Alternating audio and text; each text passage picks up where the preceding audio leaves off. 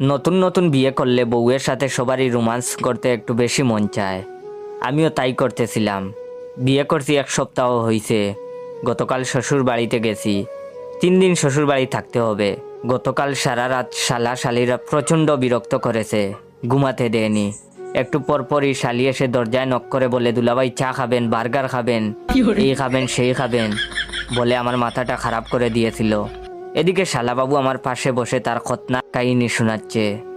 কোন স্টাইলে কান্না করছে, কেমনে হাঁটাচলা করছে, কেমনে ঘুমাইছে, আর কি কি করছে একেবারে A to Z পর্যন্ত বলেছে। রাত 3:30 বাজিয়ে ফেলছে। ওইদিকে আমার উনি আরামসে লম্বা একটা ঘুম দিছেন, মাইনকার চিপায় আমাকে রেখে। না পারতেছি কিছু বলতে, না পারতেছি সহ্য করতে। যাক, 3:40 শালাবাবুর কাহিনী বলা শেষ হইছে। শালারে রুমে থেকে বের করে দরজা বন্ধ করে ঘুমাতে গেছি।